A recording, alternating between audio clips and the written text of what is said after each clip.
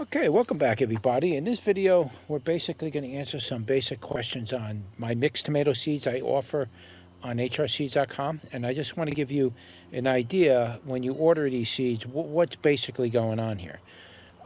So basically what happens is every year I process tomatoes, and once I get to a certain amount of tomatoes, I generally stop separating them and I start to just pile everything up and then process tomatoes for canning. But quite often I squeeze the seeds and I put them into one big, mixed barrel of seeds. And so I call those mixed tomato seeds. Now, every year, this mix is different. So from years past, you had this variety grown and that variety grown and this variety grown and that variety grown.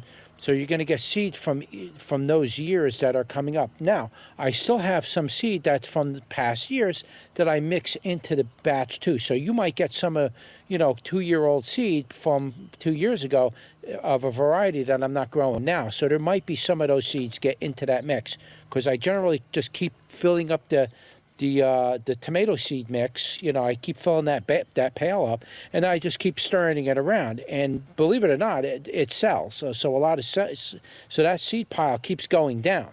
So yeah, you might have 3-year or 4-year-old seed in there.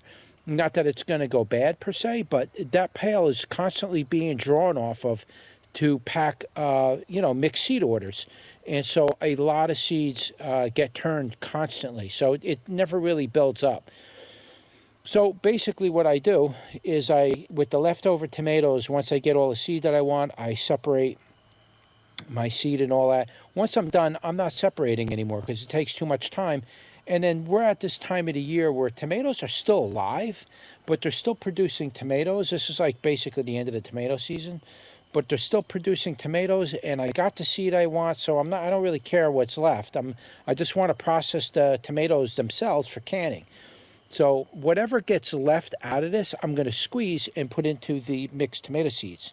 So just to give you an idea on some of the seeds for this year that you'll see in mixed tomato seeds that will get mixed into that batch is right here. We have the Italian, the wild Italian tomato. We have, I believe, small egg tomato here. We have CA Chua tomato here. We got, you see like this one, there's a few tomatoes left on it. I'm not going to go through the trouble of drying those out. It ain't worth my time for 2 or 3 tomatoes. Even though, yeah, I know what variety it is, it doesn't pay for me to set up what I need to set up, squeeze the tomatoes, ferment the tomatoes, and separate the tomatoes. It's a lot of work. For 2 tomatoes, it ain't worth it. So I'm going to put that into the mixed tomatoes. But this is like the lunch bucket tomato. We have over here Golden Jubilee. We got Rice tomato here. We have the... all back here, all these tomatoes. We got the Talakalua tomato. A lot of people ask me about that. We did quite well with the Talakaluas. We got quite a few of these tomatoes on here. I already picked quite a few off, some really big ones too.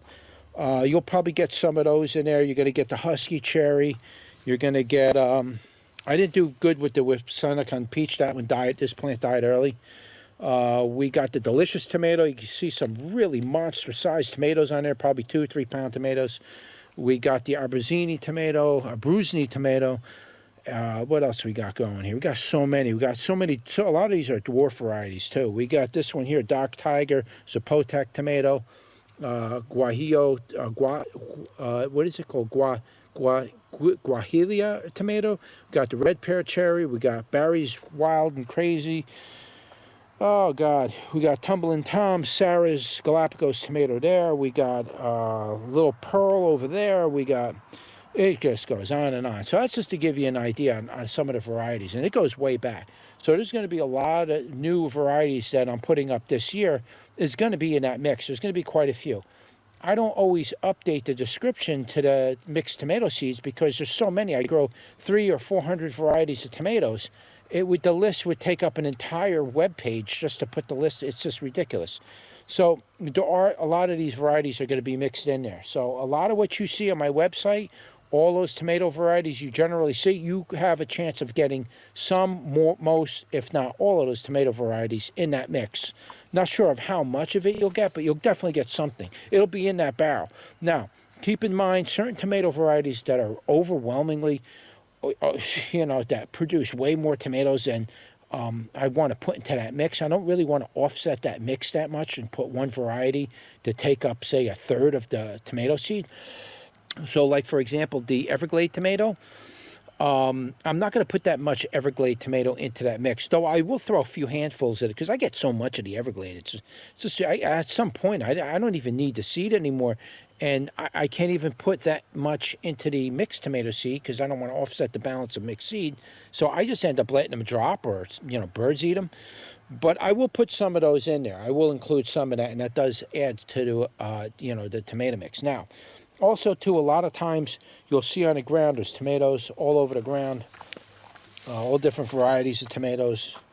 Okay, all these tomatoes that drop, even though I might know what they are, I generally don't save those tomatoes. If I don't pick it off the plant myself and I know where that tomato came from, I generally don't put that into the tomato seed that I'm selling. So once they drop, I leave them on the ground. And what I'll do is I'll pick all these tomatoes up, you know, once I start ripping down the vines and everything. I'll start picking up all those tomatoes, and then I put them into a 5-gallon bucket, and I just start squeezing all the seed out of it. And it all gets mixed, and that goes into the mixed seeds as well. There's nothing wrong with those tomatoes. It's just they fell, and I don't know exactly 100% what plant it came from. So because of that reason, I don't save them. But do keep in mind that they don't go to waste. I will squeeze those for seed, and I will get a lot of seed from all the tomatoes that drop. And believe me, I get hundreds of tomatoes that drop by the end of the year.